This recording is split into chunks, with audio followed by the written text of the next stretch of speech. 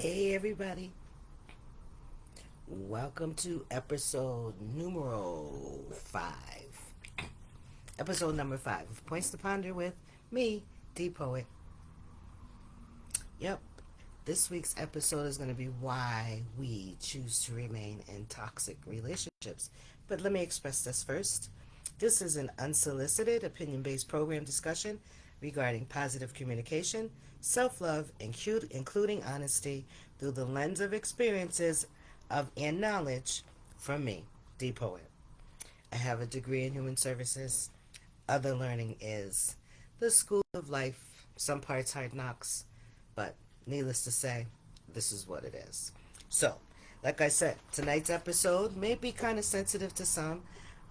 There's a degree of sensitivity whenever we're talking about one's feelings, especially when we know that sometimes circumstances could be very dangerous for us. So we're going to touch on that topic just a little teeny tiny bit. I don't want to dive too far into it, but I do want to talk about what exactly is toxic.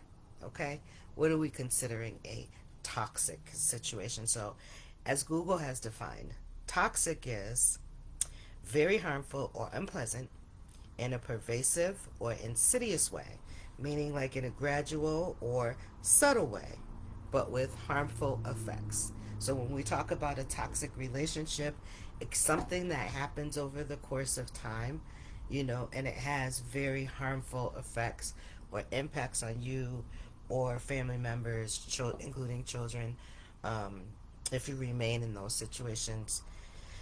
And unfortunately, a lot of us do. So, with that being said, let's start. We're going to talk about intellect over emotion. Remember, we always want to make sure that we use that. We're going to work with facts versus feelings.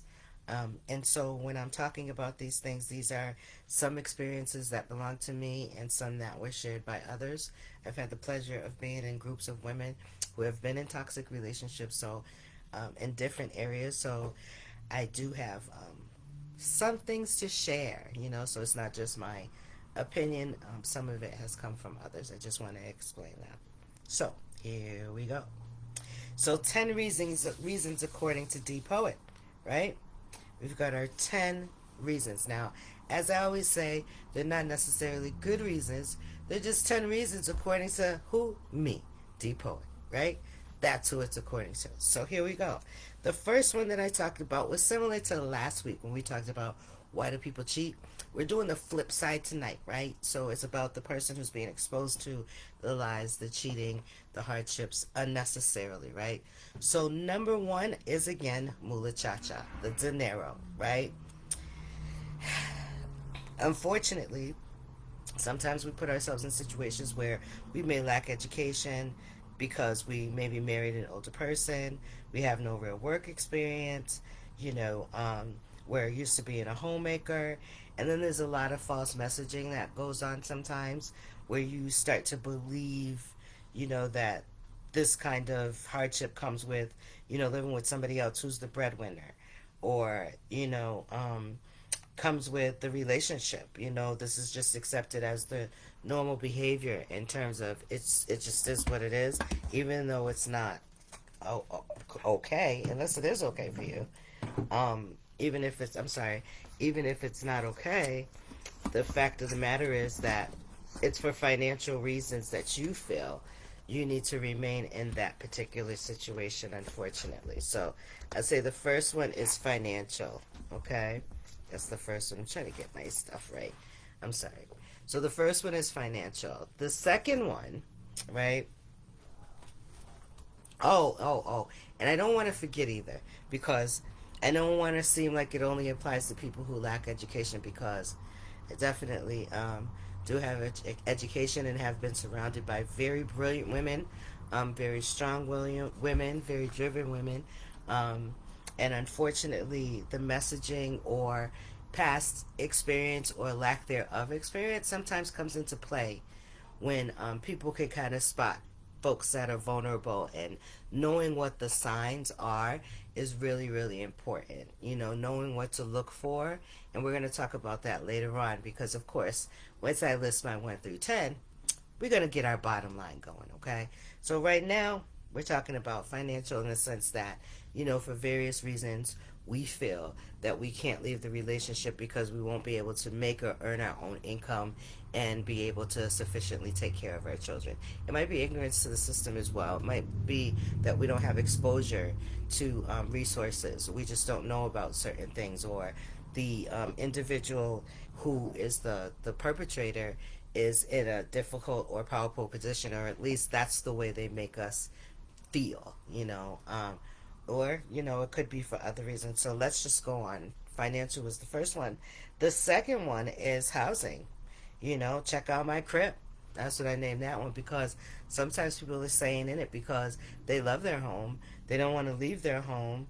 And they love the lifestyle that they live in. They're concerned about their appearances to their family, to their neighbors, or whatever, and they just believe they can't do it on their own.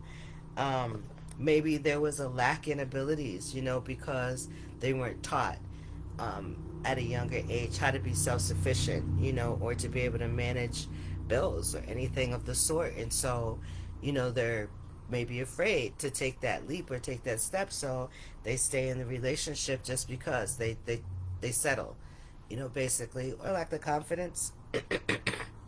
Or maybe, they really just do know in their heart of hearts their lifestyle would have a major change, so therefore they stay.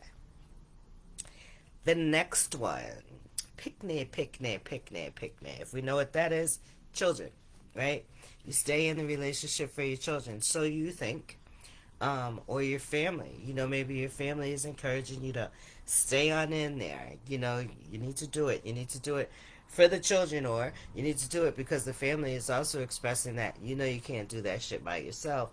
Maybe they're giving negative messages as well, but although it's toxic, it may feel like it best to remain in an intact family. Just more justification to me for you to stay. More justification, because we have several reasons and justifications for all of our actions. But sometimes, when our eyes are a little cloudy, or we have our rose-colored glasses on, we can't really see what's right in front of us, because we're so full of excuses at the time. And we really need to be mindful of what kinds of things we're exposing our family members or our children to. And I say family members because it could reach that far too, outside of the home space. Excuse me. So the next one, let me just take a quick drink. Excuse me, y'all. So, next one, God Almighty. God Almighty is what I call it. Because God Almighty, you might be staying in that relationship for religious purposes. You might have to. You might feel like, personal or family belief systems did not or prevent you from leaving. And so you're damned. You're just gonna stay in there. Hey Tony, how you doing? You're damned. You're just gonna stay in the relationship because you think that you're gonna be damned. You're gonna go straight to hell if you get a divorce. You can't leave that relationship. For religious reasons. And it's unfortunate, but there are people who go through this. If you saw my episode last week when we talked about relationships as well as cheating, I had mentioned at the beginning about sometimes people are in arranged marriages. And I had referenced a roommate that I had from India who was in that situation and knew that she was going back to India after she graduated to meet her husband. And the husband that her family member had picked, her parents had picked for her. Needless to say, if you're in that kind of situation, I can't speak to it because, like I said last week, that's not something that I've experienced outside of just hearing and witnessing this roommate's personal experience. So that might be why, God Almighty, people might stay in the relationship for those kinds of reasons, justified or not. The next one. Her name is Karma, that bitch, right? We stay in that relationship because of karma. That's what we put on ourselves, right? So we feel we're deserving due to what we've done, due to pain we may have caused people in the past. And so now we want to sit up here and take that out on other people. So we don't want to take it out on other people. So we're saying and accepting the fact that I hurt you, so I deserve to be treated like this. Therefore, I'm going to stay in this relationship because I deserve this due to what I've done to others. This is just my karma, and this is something that I have to deal with. That could be, but what I call that is you basically psychologically mind fucked, because that's a backwards message. And unfortunately, that type of messaging stays around for a very, very, very long time. That's one of those things that, if you really in your heart want to be a true, honest person, to know that sometimes you've done things that cause pain to others doesn't always sit well. And so you do find reasons and justifications and keep messaging to yourself that I deserve this. This is what I'm worthy of, for the simple fact that I treated other people like trash in the past. But hopefully that's not your C's, you know what I mean? Because it's a tough one to get through. So, number 6, that good old HOPE, that hope. We remain in a toxic relationship because we hope, right? There was a time, right? There was a time that I was in therapy, and my therapist asked me, what about hope? When I was really being dismissive of attempting to be in another relationship or anything of the sort, just because I was just done. I considered myself just done. I'm over it. I'm not messing with nobody. I'm tired of this. I'm just going to take care of myself, be by myself, and that's that. Little did I know that was the right thing to do. However, that's not my point. My point is, during that particular session, when he asked me about what is hope, I said, I hoped he wouldn't cheat. I hoped he wouldn't hit me. I hoped he wouldn't lie to me. So hope left me rather hopeless. That's where hope left me. So with that being said, hope leaving me hopeless, I mean, I didn't realize that until after the fact. And that was at the point where you realize that change is there. Change is needed, right? So number 5, psych. But I'm talking about the P-Y, sorry, P-S-Y-C-H, right? That kind of psych, like psychiatrist, psychologist, psychiatric help, right? Like that. You have a mental health or trauma that you may have experienced in the past. You may have a diagnosis or not. You may be on the spectrum or, have a lack of experience or exposure to inappropriate relationships. Some unaddressed traumatic experience. Perhaps you suffered some psychological experience and therefore you really haven't been exposed to what an appropriate relationship looks like, right? So you think that this is what it is because you've seen it culturally time and time and time again, and therefore this is the norm. No, you knew it didn't feel good to the people you witnessed it going through before you, grandmother, and all of that. And yet, this is the norm. We don't know any better, so we stay and we remain in these situations because we don't know. We don't know what else to do. Unfortunately, right? Unfortunately. Sometimes you're afraid. So sometimes, and this is number 8, in case you wanted to know, there's personal insecurity. So you feel no one else will love, deal with, care for. You believe the false messaging. You believe the hype, the lies from your partner. You're living in the past, perhaps avoiding dealing with past issues. Determine the origin of the the psyche when you're ready to handle things and no sooner. And that's one thing that I know. And I said that all jacked up. But what I'm trying to say to you is, you're not going to get anything revealed to you. Your psyche won't be cleared until you're ready. And so you need to be able to focus, and I know I don't want to be going into this, but what we are going to talk about later on is, in the bottom line, what we need to do to address all of these things. So, other could be number 9. Some attention is better than none at all. You're afraid of loneliness. Being by yourself versus lonely, there is a difference. Okay? So being by yourself versus being lonely is the question that you want to have in your mind. Am I really lonely? Or am I by myself right now?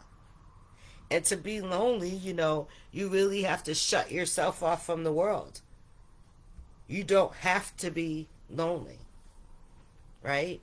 You can choose to spend time alone, but you don't have to be lonely. There's so many ways to have access to self and access to communication, access to other things of interest, reading, exposure to outside world, even if you're uncomfortable leaving your home.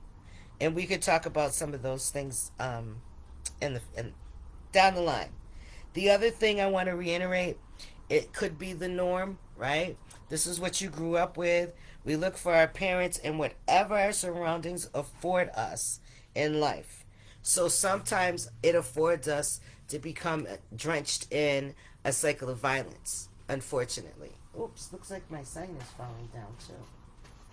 Unfortunately, it could be that you get drenched or trapped in the cycle of violence because that's totally the only thing that you've been exposed to, unfortunately. And so you repeat that. And unless you can come across some other way outside of your family, some introduction by someone outside of your family is usually what it takes. That's the time that you'll probably start seeing things and trying to address things that you probably didn't even know were there. And it's for the simple fact that you were just exposed to these things as this was the norm in my family, right?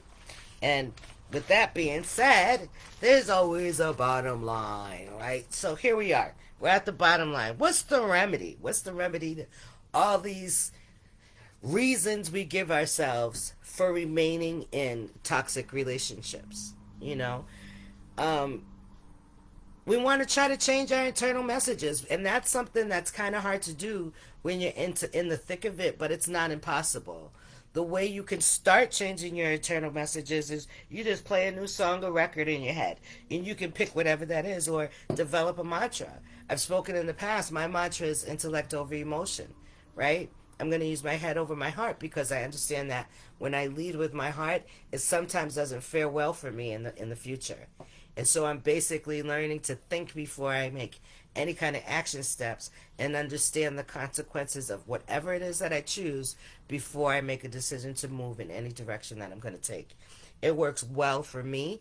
I'm not saying that this is going all these remedies here or the bottom lines according to Depoet are going to work for you. My hope is that you can at least try. Just try something, you know. Develop a what's good list about you to review and add and reference. This is like putting a picture of yourself at the weight you wish to be, or if you look at a photo of yourself and you go back in time and you imagine what you were feeling at that time. Is this a picture that I have of myself of where I ultimately would like to be again? How I ultimately would like to feel again? You know, if you have anything like that, whether it's a photo, something written, something given to you that brings you joy or reminds you of how good you are, cards from children. From work. I love keeping cards from children, the ones that they decorate, write themselves. Those are keepsakes. Those are the reminders, you know, that on those bad days that there are people in this world that care about you, you know? So, what's good about you list? That's a great one. What's good about you list? Really. Put it on the refrigerator. Say your mantra every day to yourself. Number 3 is about practicing self-love. And I talked about practicing self-love in my past episode regarding liars or why people lie.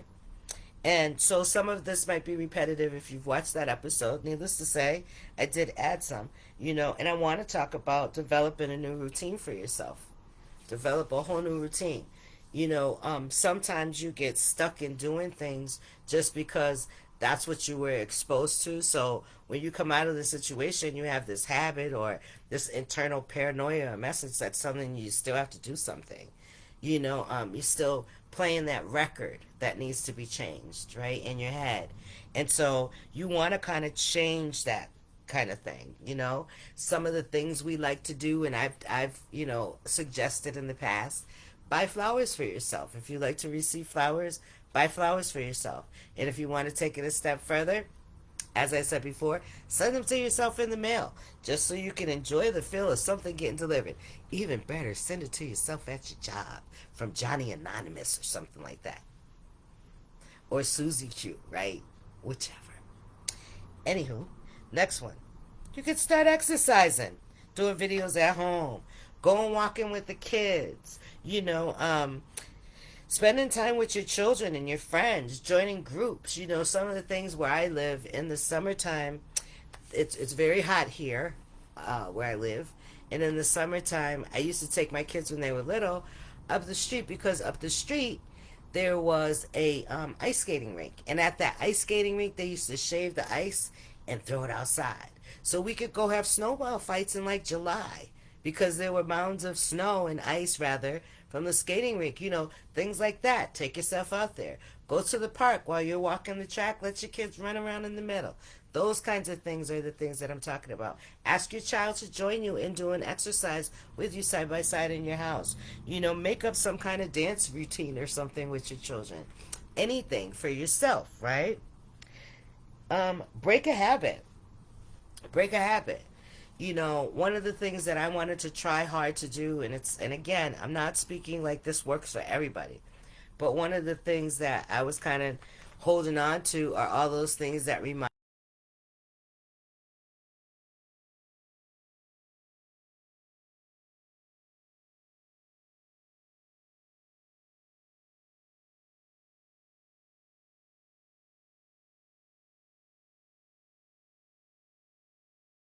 because the only way I really quit had nothing to do with that person and nothing to do with that relationship, right? Had everything to do with the blessing of a grandson coming. And I'm not wanting to smoke around him, smell like cigarettes, or die. I want to be around to see more grandchildren too, right? So quit some kind of negative habit for yourself. You could do that too. Oops. What happened? I'm sorry about that. So, another thing you can do, take yourself out. Get to know you. I've taken myself out on lunch dates before. It really feels good. And, I try not to spend time really on my cell phone when I was doing it, because I wanted to take in what was going on around me. And because I'm such a clown, there's so many things that I can look around when I'm in a restaurant or at a venue or something. I could literally sit on the bench in the middle of the mall and find humor in anything and everything that's around me.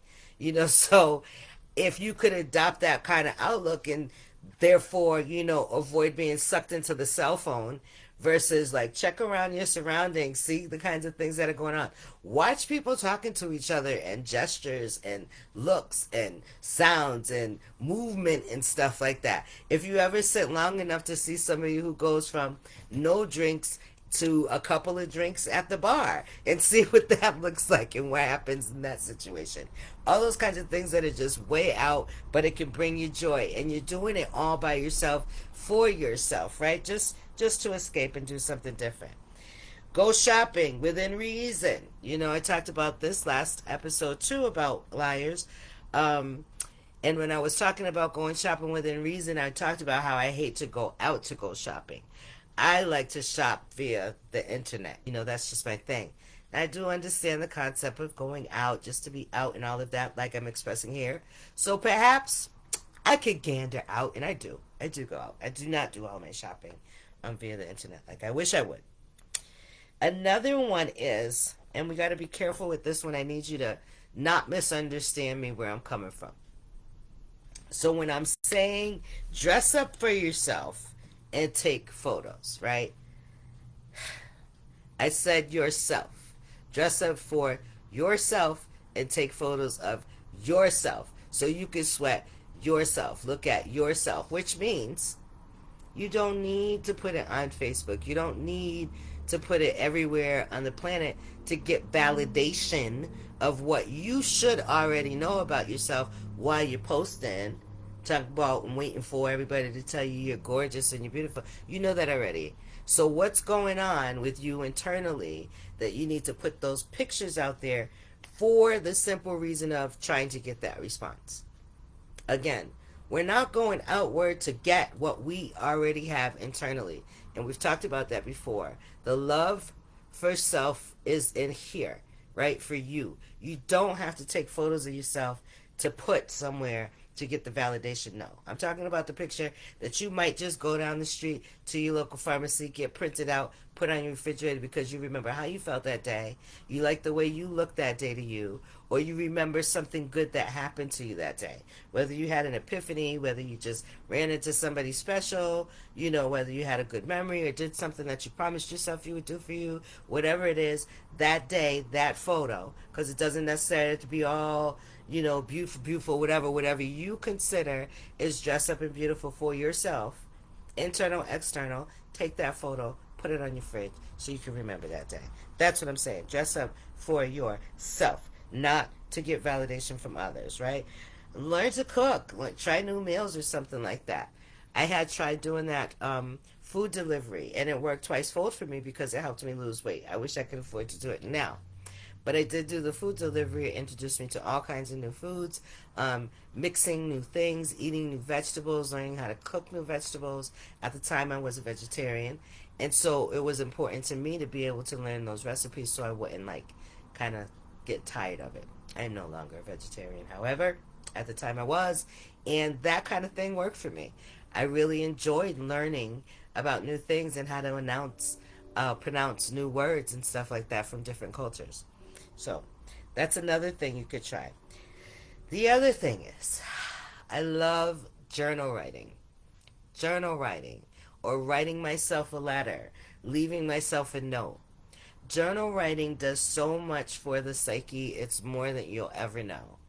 Journal writing allows you to get a glimpse of where you were at so you can see your progression or lack thereof in time.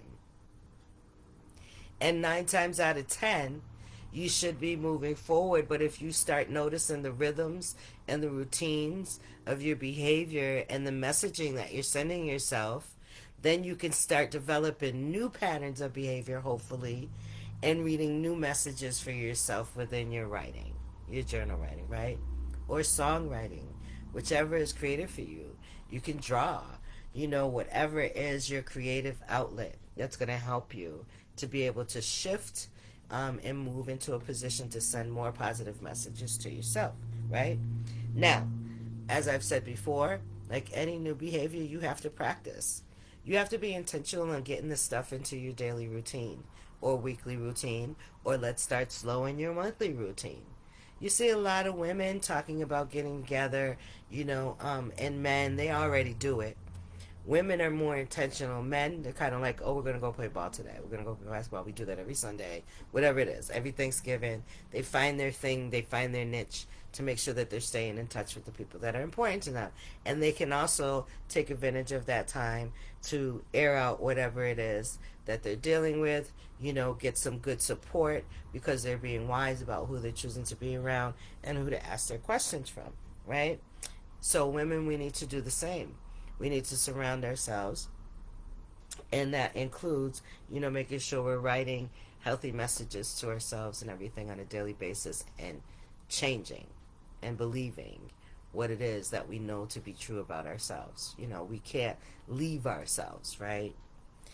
The other thing, although it's touchy, because culturally, I know that there's a lot of buy-in that's needed at times, being who I am and understanding that everybody is not always pro therapy, right? But that is something that at times it's definitely been beneficial. And I'm not just speaking on my personal experience, but I've seen it demonstrated in other folks too. Now, I don't want to try to be the spokesperson. I just really want people to consider the fact that when you're dealing with family members, you can't always feel safe in being what I call butt naked with them. You can't always feel safe and secure because some of what you might be experiencing might be hurtful to them. It might be harmful to them. It might be too much for them to deal with. It might be too much of a distraction for them. You don't know, right? So for whatever reason, therapy is an opportunity for you to go ahead and vent, at least in a non-judgmental, non-harassing, safe place, right? 9 times out of 10, the therapist doesn't even really speak much other than to spit back at you what you said to them, but for some reason you kind of hear it when it's echoed back. I don't know. I don't know what that's about, but sometimes that's all it takes. Give yourself that opportunity to get butt naked. As I've said in the past, rather than, continue in the same vein with those messages, be able to get them off. Help yourself understand what those messages mean and where they come from, right? Love yourself first and foremost. And I didn't talk about this, but forgive yourself. And that's important. Forgive yourself for whatever it is you feel you need forgiveness for. I forgive myself for leaving me, for leaving all those things that I left behind that were of great importance to me. Poetry reading, going out and doing spoken word, just being more congenial, hanging with fellow poets and just doing things, traveling like I used to.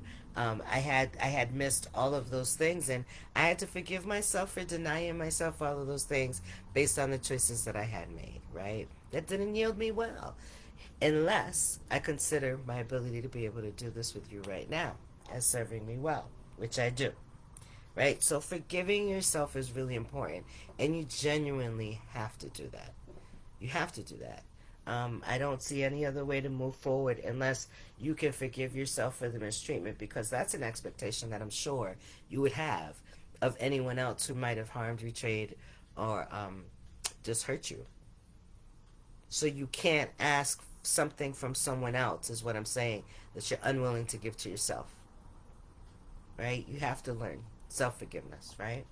We have to learn.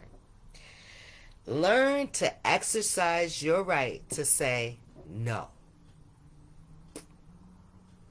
Guess what? If it doesn't feel right, smell right, taste right, look right, sound right, you reserve the right to say no.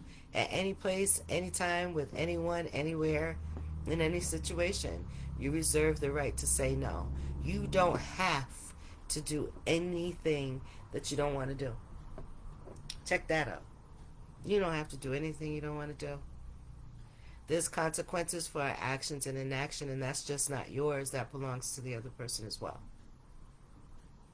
And I'm not suggesting be unreasonable or obstinate or anything like that. I'm not suggesting anyone put themselves in harm's way. You do whatever you need to do to be to keep yourself and your loved ones safe. Right? Always, first and foremost. If you didn't notice behind me, I did put up I did put up a sign for the National Domestic Violence Hotline in case anyone is experiencing any of those things within the relationship. And one most important thing I need us to do is trust your gut. Trust your gut. Trust your gut. I've said in the past, we know when we're being lied to. So we need not act like we don't. We're just being foolish. We know when we're being lied to. We're just allowing ourselves to message, and it goes back and forth. It's, a compliment that is just undeserving, inappropriate, anything of the sort. You just know. The person is just straight lying to you with this corny ass compliment they're trying to give you. Just as much as they're straight lying to you with a negative message they may be trying to give you. So you have to understand that it goes both ways, right? But either way, we know when we're being lied to. Oh, your hair is so long and beautiful. No, my hair is not long. No, it's not. So, stop lying. What do you want from me? You know what I mean? What do you want from me? Really, that's what it's about.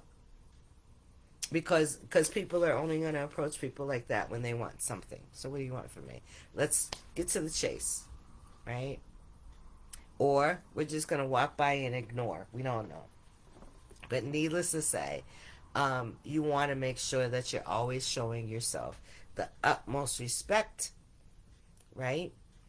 You do have the ability to say no. You do have an opportunity to seek the help of others and to live the life that you deserve, right? For you and your children, right? Now, I have one final little piece, one final little quote, and it's not from me. This little quote basically comes from Fred Rogers. Yep, Mr. Rogers, right? And it goes like this. When we can talk about our feelings, they become less overwhelming, less upsetting, and less scary. That's what Mr. Rogers said years ago. And it's something that I thought was worth saying tonight. So again, I appreciate everyone joining me on Points to Ponder this evening. I know that sometimes conversations like this could be extremely difficult. I'm trying to find my appropriate piece for tonight. And I did have them picked out, and I don't know what happened. I'm getting unorganized. Needless to say, I'd like to say thank you for joining me this evening. And we will pick up again on next Wednesday. Points to Ponder, right? We'll see you then. Have a good night. And thank you so much for watching.